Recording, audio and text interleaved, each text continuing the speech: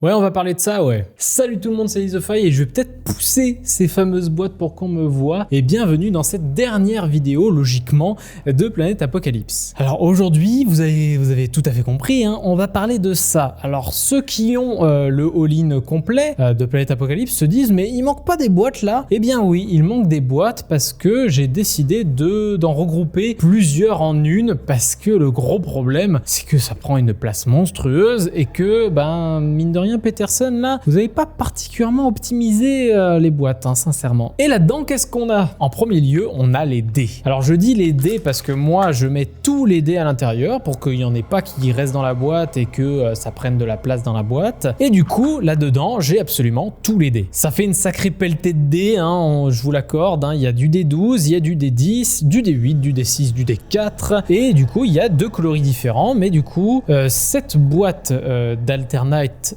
Dice Pack propose du coup les fameuses coloris un peu plus sombres, un peu plus violet, rouge, noir, alors que les dés de base, notamment les dés blancs, sont des dés tout bleus, tout bizarres, pas très beaux je trouve. Du coup, voilà, cet autre pack est beaucoup plus appréciable je trouve en termes de couleurs. Je commence en fait par les trucs cosmétiques, il y en a un autre après de pack cosmétiques, après ça sera les fameux seigneurs supplémentaires qu'on nous propose, et je me rends compte d'ailleurs que j'en ai oublié un et j'irai le chercher tout à l'heure. On va mettre du coup ça de côté. Donc, qu'est-ce que c'est que ce pack cosmétique? C'est Relic Pack. Dans cette boîte de Relic Pack, on va trouver plusieurs types de jetons et je vais tout de suite ouvrir ça pour vous montrer. À l'intérieur de cette boîte, on trouve différentes figurines, des figurines supplémentaires, encore une fois, pour pimper un peu le jeu. On va retrouver notamment des éléments que vous utilisez très souvent et notamment en premier, les pions invasion. Les pions invasion, c'est ces petites figurines jaunes un peu bizarre, c'est assez représentatif finalement de ce qui peut arriver quand l'apocalypse arrive. Alors il y a deux formes différentes dans la boîte, il y a une forme un peu plus allongée, plate, etc. et une autre qui est un peu plus relevée. Voilà,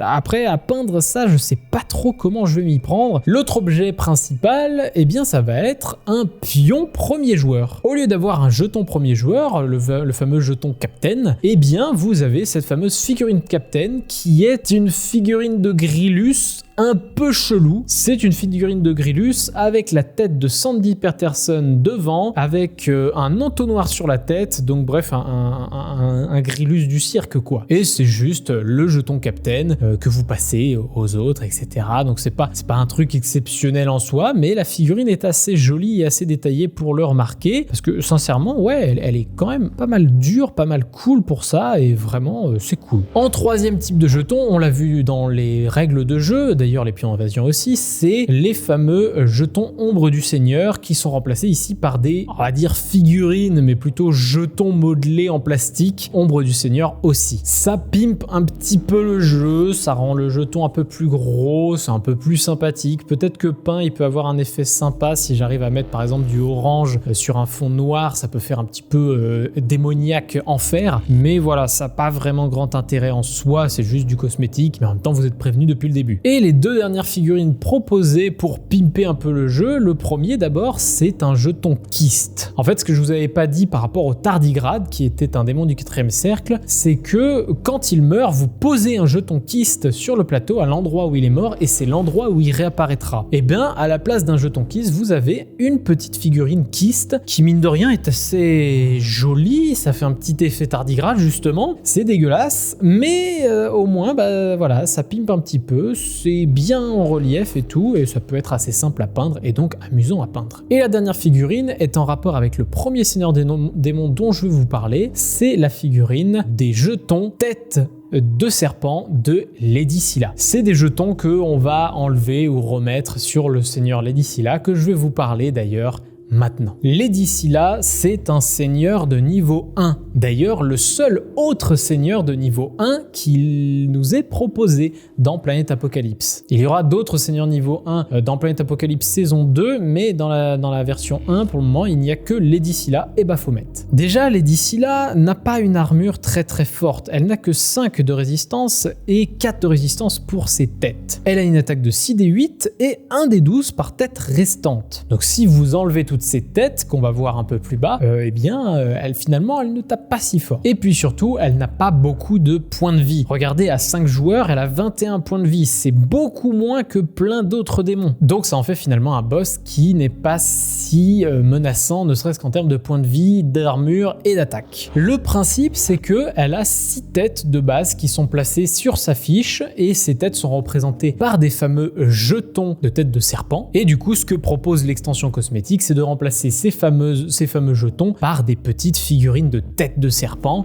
C'est stylé. Et du coup, vous pouvez choisir soit d'attaquer Scylla, soit de détruire une tête quand vous mettez un dégât. Et donc, plus vous mettez de dégâts, plus vous pouvez tuer de têtes en une fois. Sachant que les têtes, vous voyez, n'ont que 4 d'armure, c'est assez facile finalement de détruire une tête. Par contre, à chaque tête tuée, chaque joueur prend un jeton de pestilence. Rappelez-vous, les jetons de pestilence, c'est dangereux, surtout si le cycle du désespoir revient à 1. Et après l'attaque de Lady Scylla, elle balance un des 6, et si le jet de dés est supérieur au nombre de têtes qui lui reste, eh bien elle reprend une tête. Mais du coup, vous avez compris que si elle a plus de têtes, elle en récupère au moins une à chaque fois, quoi. La menace de Lady Scylla, c'est de regagner 2 têtes d'ailleurs. Mais elle peut en avoir que 6 maximum, donc rassurez-vous, elle va pas non plus récupérer des têtes à fond. Par contre, du coup, dès que vous la voyez, en général, eh bien, elle a ses 6 têtes, et notamment, elle a 6 des 12 et 6 des 8 d'attaque. Ça fait assez mal, donc il faut se débarrasser de ses têtes le plus vite possible pour qu'elle fasse le moins mal possible. Et la récompense de Lady Scylla, c'est de gagner 1 de courage à chaque fois qu'on lui détruit une tête. Et quand je dis on gagne 1 de courage à chaque fois qu'on lui détruit une tête, c'est chaque héros gagne 1 de courage à chaque fois qu'on lui détruit une tête. Donc tout le monde prend un jeton de pestilence, mais tout le monde prend un point de courage. Donc voilà, c'est un démon qui finalement n'est pas si difficile parce que déjà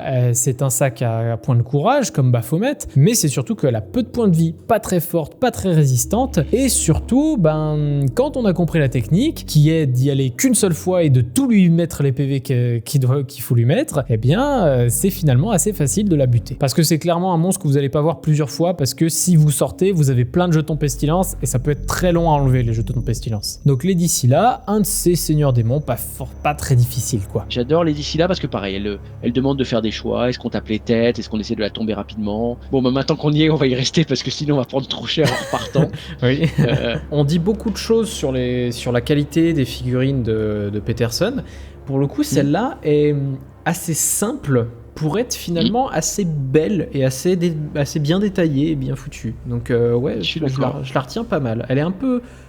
Pour le coup, tu vois, je l'aurais aimé un peu plus grosse. Quand je vous disais que j'avais réuni plusieurs seigneurs démons en une boîte, là c'est la boîte de Lady Scylla, sa petite protection, mais à l'intérieur, il n'y a pas que Lady Scylla, il y avait notamment cette figurine dont je vous parlerai plus tard, mais il y a surtout Lord Procrustes. Lord Procrustes, je pense que c'est un des seigneurs démons les plus difficiles du jeu, si on ne compte pas les niveaux 4 dont je vous parlerai tout à l'heure. Le principe de Lord Procrustes, déjà, c'est que c'est un niveau 3, mais c'est un niveau 3 qui est plein de surprises. C'est un gros insecte comme vous le voyez à l'écran. Il a 4+4 d'armure, déjà une double armure, c'est pas très sympa, et il a une attaque de voir en dessous. On verra ça tout à l'heure, regardons d'abord sa barre de points de vie. Comme vous le voyez, il a 9 PV à 2 joueurs, 12 PV à 3 joueurs, 15 PV à 4 joueurs et 18 à 5 joueurs. Vous allez me dire, mais Lady Scylla, elle avait beaucoup plus à 5 joueurs, pourquoi tu me dis qu'elle était plus facile? Là, on a l'impression qu'il peut mourir super vite. Eh ben, croyez-moi, il vaut mieux qu'il meure super vite parce que son effet est absolument atroce. L'attaque de Procrustes, regardons-la. Quand Procrustes attaque, il balance un des 12 et compare le résultat à la vie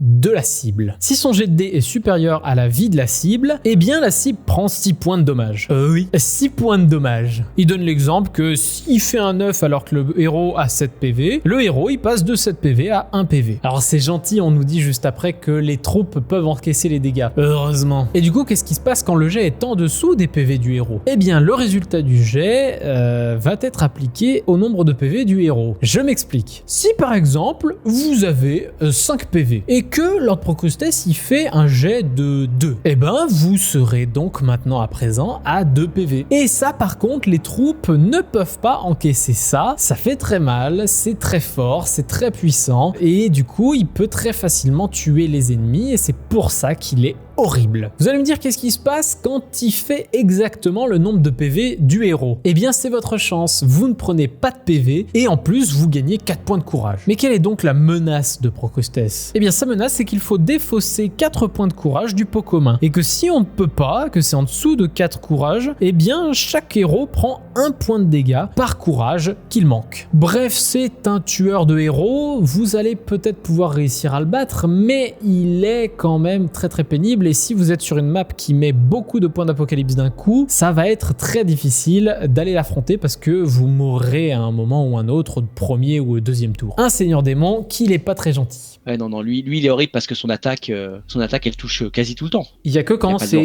égal à tes PV que ça fait rien, c'est ça? Pile poil égal. C'est chaud quoi. Et là à ce moment-là tu gagnes 4 points de courage. Et t'es pas blessé. Ça t'est arrivé dans une partie contre lui? Non, jamais. Oh bah dis donc. Jamais. Heureusement, il a très peu de points de vie. Pareil, il a 15 points de vie à 4. Il a quand même une double résistance, donc il faut amener du dé. Le seigneur démon suivant, c'est Asmod. J'aime beaucoup d'ailleurs, blague à part, la figurine d'Asmod. Je trouve que c'est très inventif, très très drôle, la manière dont il est fait, avec cette énorme bouche-porte assez chelou. Asmod, c'est un seigneur de niveau 2. Et il est quand même dans les seigneurs niveau 2 les plus difficiles. Tout d'abord, il a 6 de résistance, 6 des 10 d'attaque et un nombre de PV maximum de 24 à 5 joueurs. Le principe d'Asmod, c'est qu'il va contrôler un joueur à chaque tour. Sa menace, c'est chaque héros balance un des 12 et le héros qui a fait le plus gros jet tombe sous le contrôle d'Asmod. S'il y a égalité, personne ne tombe sous son pouvoir. Heureusement, une petite compensation, parce que vous allez voir que c'est pas super cool. Un héros sous l'emprise du pouvoir d'Asmod ne peut que s'enfuir et s'il ne s'enfuit pas, eh bien il va devoir attaquer les héros et non le seigneur, choisi par le capitaine. Et du coup, après chacune de ces attaques, les héros vont encore devoir balancer un des 12 pour savoir qui sera le prochain à être sous l'emprise d'Asmod. Et s'il y a égalité, vous n'êtes pas sous le contrôle d'Asmod. Et c'est cool ça. Le joueur qui est contrôlé par Asmod, il peut pas aider les autres joueurs. Par contre, il peut quand même absorber les dégâts. Si jamais Asmod ou les sbires qui sont à côté attaquent, il peut quand même absorber les dégâts. Et tous les dons qu'il a ne peuvent pas être appliqués non plus. Donc voilà Asmod, le premier seigneur niveau 2 que j'ai affronté et j'aurais pas dû parce que c'est l'un des pires. Et franchement, on l'a beaucoup ressenti. On est mort très très vite. On lui a fait perdre, je crois, 4 PV. Asmod, très méchant. Monsieur Asmod. Asmod, qu'est-ce qu'il est drôle Asmod. Qu'est-ce qu'il est drôle Asmod. C'est il prend le contrôle d'un personnage. Ça, c'est un des pires. C'est un des pires à cause de ça parce que après il y a le hasard de donc qui va prendre le contrôle, mais s'il prend le contrôle du gros bourrin, mais on pleure. Et c'est pour ça qu'il est à la limite d'un niveau 3, j'imagine, lui. C'est le côté un peu random, avec un peu de chance, on n'est pas affecté, mais c'est vrai que quand il embête le soigneur, c'est pas trop grave. Enfin, à mon avis, ce qui l'empêche de passer niveau 3, notre ami Asmod, c'est que sa vie, elle est pas exceptionnelle. Il fait que du D10 en combat. Oui, mais il a un petit copain pour lui aider. Mais il a un ami secret. Il a un petit ami secret à chaque tour, mais... Attends, faut pas oublier, il n'est pas égoïste, faut pas oublier qu'il donne de la chance. Celui qui se fait contrôler par Asmod gagne un point de chance. Oh, c'est gentil. Ça commence.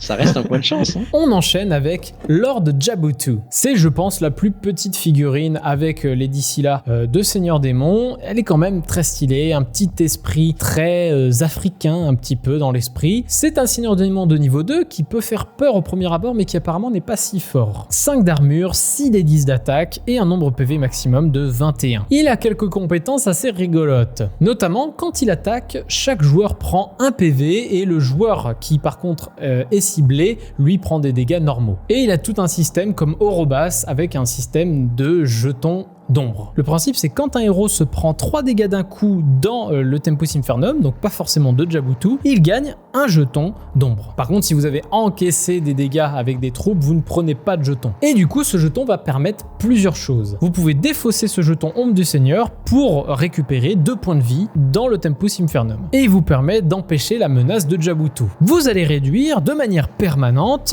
un niveau d'un de vos dés. Donc, passer par exemple un de vos D6 en D4 et ce de manière permanente. Si vous avez qu'un D4 à réduire, eh bien vous perdez votre D4 définitivement. Et donc si vous avez un jeton ombre du Seigneur à défausser, vous pouvez empêcher cette pénalité. Il fait très peur pour cette menace, c'est-à-dire qu'il va réduire votre niveau d'attaque au fur et à mesure de la partie, donc il faut le tuer soit très vite, soit de manière intelligente ou avoir beaucoup de dés dans son pécule pour pas être trop gêné. Ça en fait un Seigneur assez compliqué. Et puis surtout, c'est sa menace qui fait très mal, oui. Ça empêche d'aller le voir plein de fois. On baisse le rang d'un dé, donc ça c'est Oui, c'est quand même très très pénible. C'est ça qui faisait très peur, qui a fait qu'on s'est dit, est-ce qu'on l'affronte celui-là? Ouais, je sais pas, on va plutôt faire Tarrasque. Ouais, non, Voilà. ce qui fait mal, c'est de te dire que tu vas perdre de la puissance. Sauf si, mais on voit, la première fois tu le fais, et la fois d'après, une fois que tu as pris des dégâts, tu gardes quelques pions d'ombre pour payer la menace. Mais il a Ok. pas beaucoup de vie, il a vraiment pas beaucoup de Ouais, vie. je vois effectivement. Ok.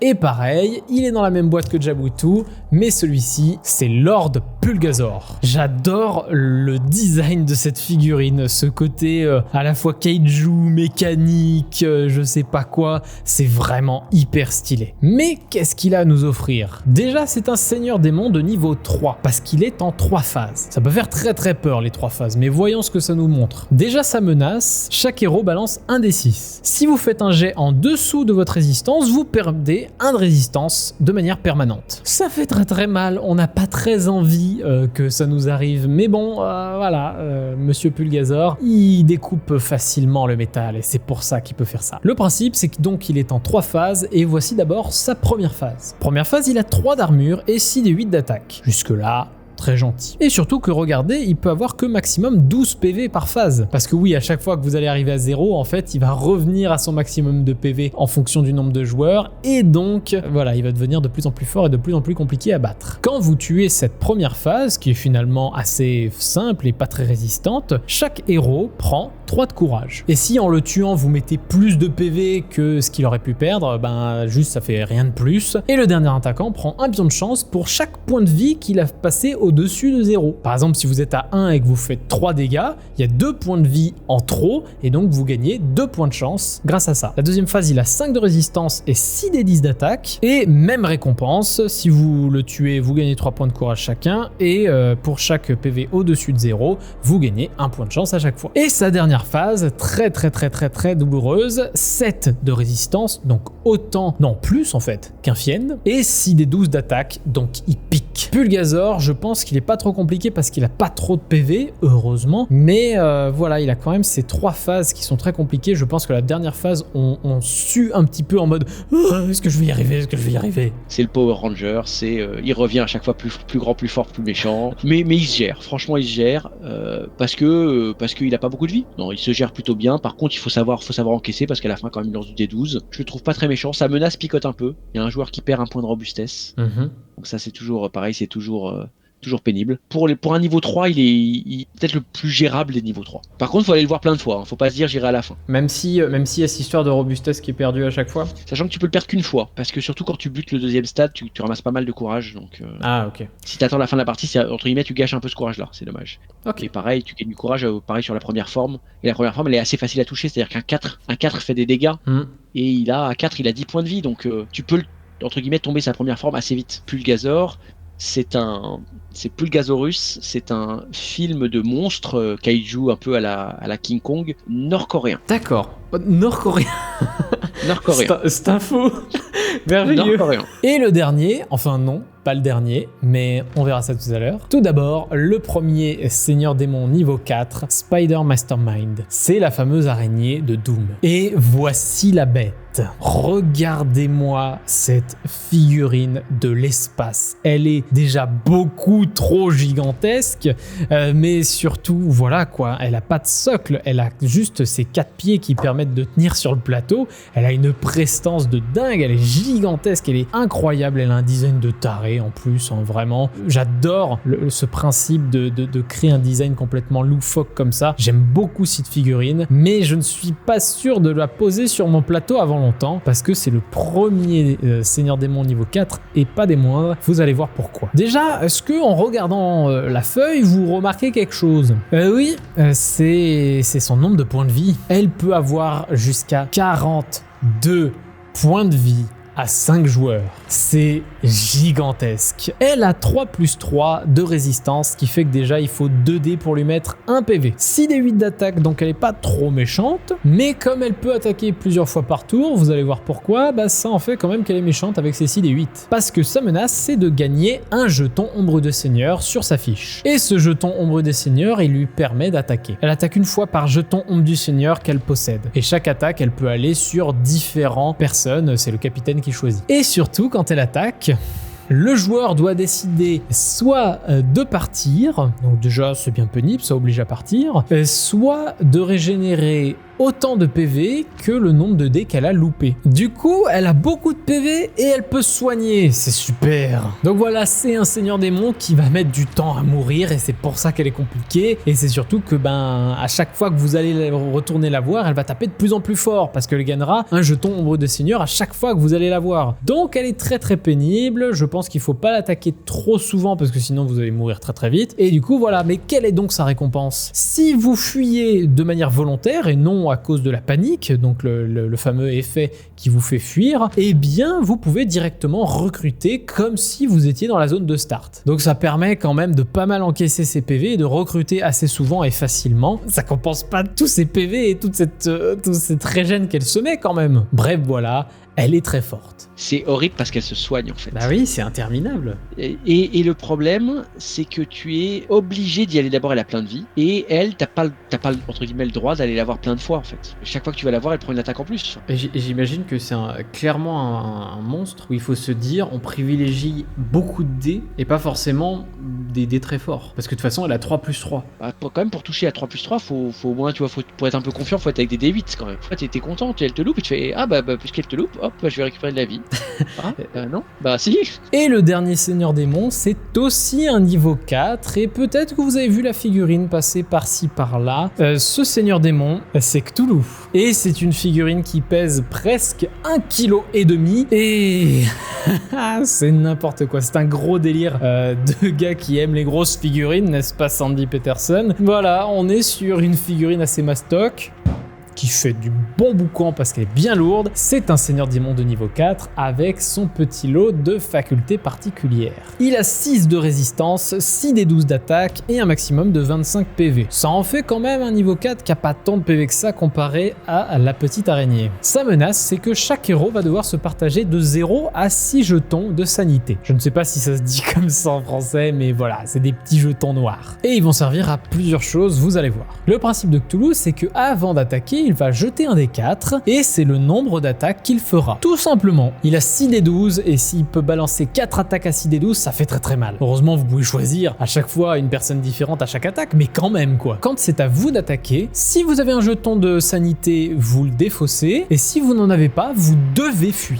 Et d'ailleurs, si vous avez un jeton de sanité, vous êtes obligé d'attaquer. Donc vous pouvez pas fuir quand vous avez des jetons, mais vous devez fuir quand vous en avez pas. Donc en gros, il faut bien jauger combien de temps vous restez contre Cthulhu quoi. Et d'ailleurs, vous gagnez 1 point de courage et 1 point de chance pour chaque jeton sanité que vous prenez. Ça fait un démon quand même qui peut faire assez mal, qui mine de rien peut permettre quand même de gagner des jetons courage et des jetons chance, mais voilà quand même, il faut bien se préparer à encaisser les dégâts et les potentielles multiples attaques qu'il peut faire parce que ça peut faire très très mal. Donc voilà le dernier démon, seigneur démon, level 4. Et après, il en reste un, mais je l'ai pas encore, ça sera pour une autre vidéo. Mais voilà, il est beau, il est gros, et le prochain seigneur démon niveau 4 est aussi une très grosse figurine comme ça. Donc voilà, vous verrez ça. Cthulhu, il lance du D12, et Cthulhu, on est obligé de prendre un peu un pari en y arrivant. On doit choisir combien de pions de santé mentale on va prendre. Et le problème, c'est que chaque pion de santé mentale, c'est un tour où on va devoir rester avec Cthulhu. Donc, et comme on sait pas exactement combien d'attaques il va faire,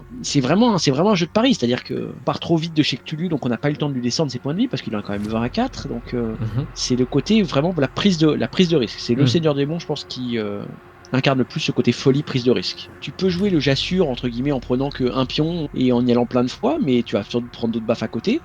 Ou alors tu peux dire des fois je suis Bolji, allez je prends 3 pions. 3 pions ça... Parce qu'il faut pas oublier que pour chaque pion que tu prends 1 point de courage et 1 point de chance. Tu l'as déjà affronté, le petit Cthulhu? Oui, et j'ai perdu. Puis il devait lui rester je pense 9 ou 10 points de vie. Okay. Mais justement ça se passait trop bien et on a commencé à être un peu coquille sur sur les pions de santé mentale, parce qu'on était ravis de récupérer de la chance et du courage pour soutenir les attaques et tout, et puis là 2 fois de suite il fait 4 OD, donc il prend 2 fois 4 attaques et là tu te dis ils sont partis où les copains? Ah ouais, catastrophe. Il est mort. Voilà, c'est un seigneur démon qui apprend l'humilité. Je n'ai pas terminé, il reste une figurine à vous montrer. C'est aussi une figurine complètement cosmétique, il s'agit de la porte démoniaque, qui est un jeton normalement qu'on utilise pour marquer l'emplacement d'où était le seigneur démon avant que vous l'affrontiez dans le Tempus Infernum. Donc, en gros, vous allez dans le Tempus Infernum, vous placez le jeton à l'endroit où il était et ensuite, voilà, après vous savez où le Seigneur Démon était. Et ça en fait, ça remplace juste le jeton. Mais je voulais vous la montrer parce que je montre un peu tout ce qui existe et puis elle est quand même très jolie. Voilà, c'était tout ce qui restait de Planète Apocalypse. J'espère que ça vous a plu. N'hésitez pas à commenter quel est votre Seigneur Démon préféré, pourquoi pas. Si vous adorez cette petite figurine de Cthulhu, petite est un grand mot, surtout aussi avec celle-là. Et j'espère vous revoir dans d'autres vidéos. N'hésitez pas à vous abonner et à liker la vidéo pour le référencement, ça fait toujours plaisir. Et puis moi je vous dis à la prochaine pour une autre vidéo jeu de société ou autre. Et puis moi je vous dis salut!